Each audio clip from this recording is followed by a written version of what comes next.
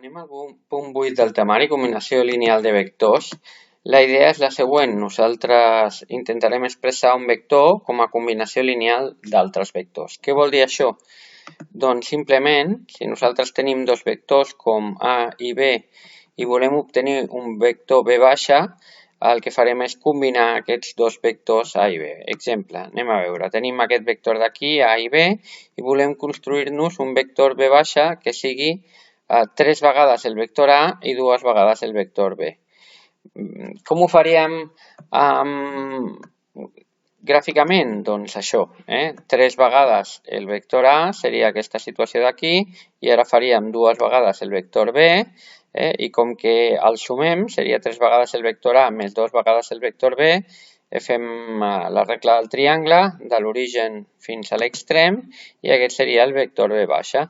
Llavors podríem dir que aquest vector B baixa és 3 vegades el vector A més 2 vegades el vector B. Això que hem fet geomètricament, anem a fer-ho ara numèricament. Perquè un vector sigui combinació lineal d'altres vectors s'ha de complir que aquest vector s'ha de poder expressar com una constant pel vector A més una altra constant pel vector B i si hi haguessin més vectors, doncs una constant sub n multiplicat pel vector n. En aquest exemple que havíem fet aquí, el vector B baixa era k sub 1 valdria 3 vegades el vector A i k sub 2 valdria 2 més 2 vegades el vector B. D'acord? Evidentment, els coeficients han de ser diferents de 0 perquè si no, no hi hauria combinació lineal. Molt bé, anem a veure com s'aplica això numèricament.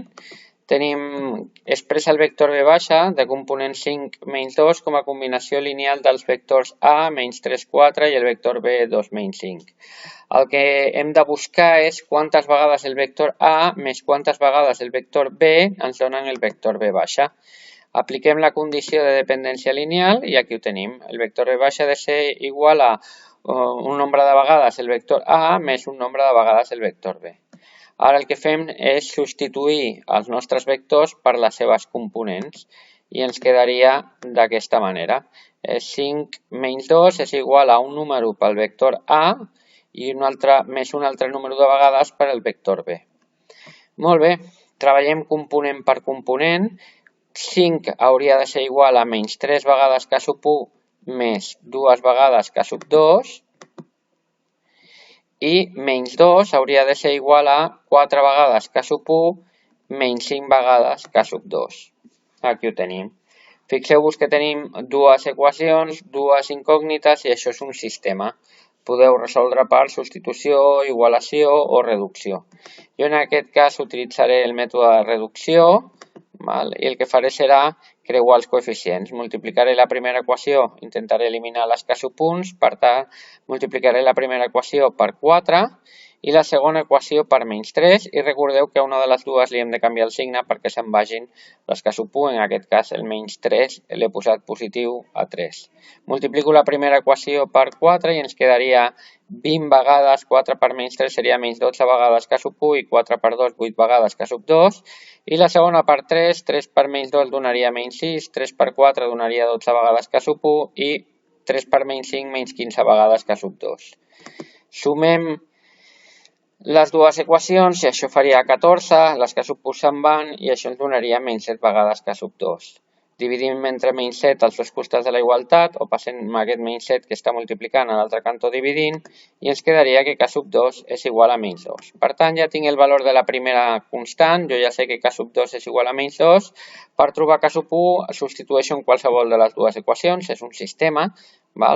Per tant, k sub 2 el substitueixo per menys 2, 2 per menys 2 ens donaria menys 4.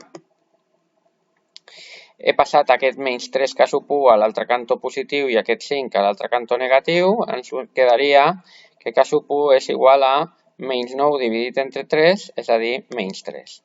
Per tant, jo ja puc dir que el vector B baixa és menys 3 vegades, perquè k sub 1 val menys 3, per tant seria menys 3 vegades, aquí ho tenim, k sub 1 val menys 3 vegades el vector A i k sub 2 val menys 2, per tant, menys 2 vegades el vector B. Ja he expressat el vector B baixa com una combinació lineal dels vectors A i B. Molt bé, doncs fins aquí aquest punt del temari. Ens veiem al punt 9 parlant de vectors linealment dependents i linealment independents.